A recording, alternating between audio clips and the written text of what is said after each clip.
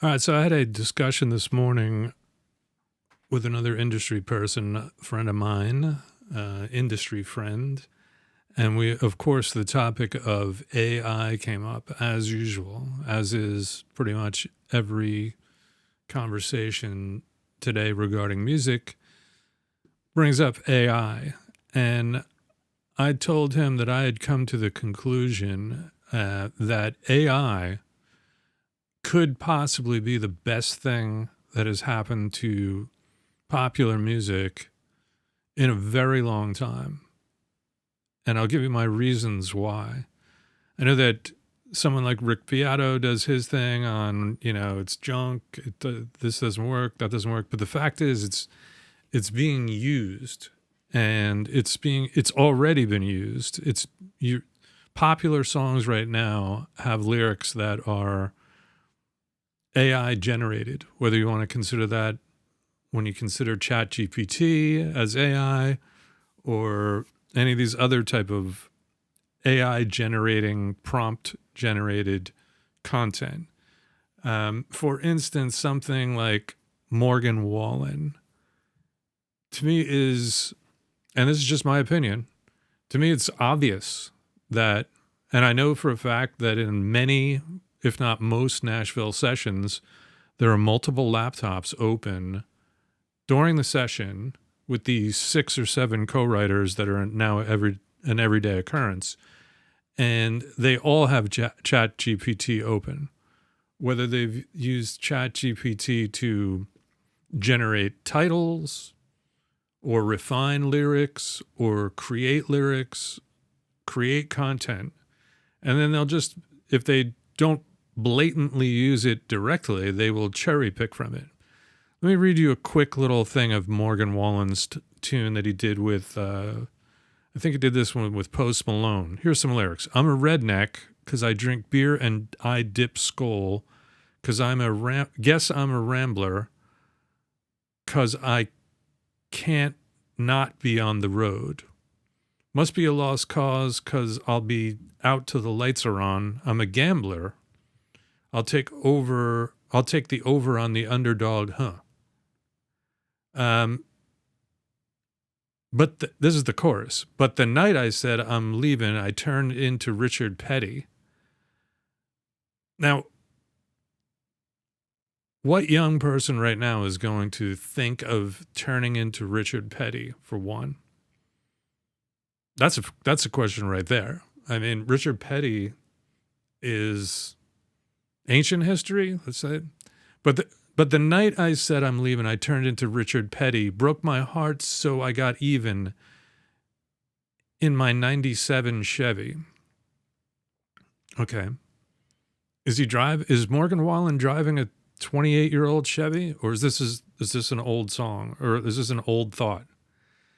I'm walking on this water mixed with Johnny Walker Black, another product placement. There's a lot of reasons I ain't Jesus, but the main one is that I ain't coming back. Okay, so getting back to my reasons why AI is going to be awesome for popular music is because, and I listened to the songs that Beato generated with Suno or whatever he used. I didn't have patience to watch the whole thing, but they didn't sound bad. They did not sound bad. And that is the main point, is that we're only at the beginning and they already sound pretty damn good. You can easily make a Morgan Wallen track right now, especially if you have the patience to do multiple prompts and you start getting good at it. So what's going to happen is Larry the accountant, or Sally the accountant, let's just say, or, some person that works at Costco that's never played an instrument in their entire lives is going to mess around with AI and create a bunch of Morgan Wallen type tracks. And what is that going to do? That is going to cause them to devalue, in their minds, anything that these characters do, anything that these artists do that is imitatable or replicable by an AI source will be shunned eventually. It happens in every genre. There's a backlash. It'll be cute for a little while. There'll come a time where people will be like, why do I want to listen? I mean, anybody can make that.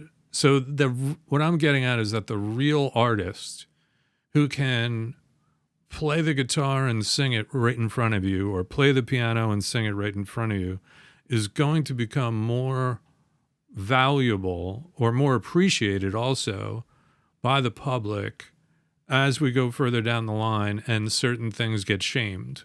When someone gets outed, and it's coming soon, when someone gets outed that's, let's just say it was Morgan Wallen, and I'm not saying it is.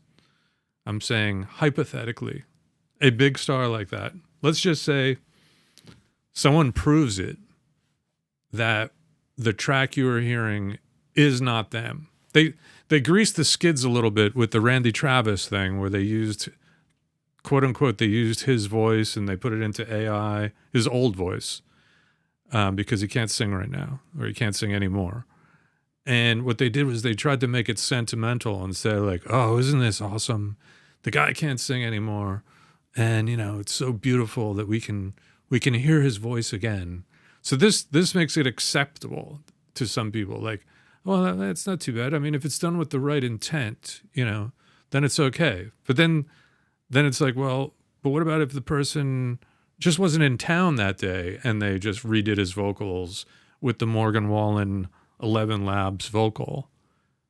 I think, when something like 11 Labs is taught someone's vocal, it can sound exactly like that person, talking or singing. And when these things get outed and these things get exposed, and also they become so mainstream that the market gets saturated with pop music, like a Tate McRae, where it's like, is that a human or is it not? Because she already doesn't sound like an actual human.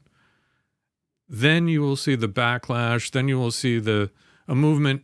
There'll be an evolution. There'll be something that takes its place.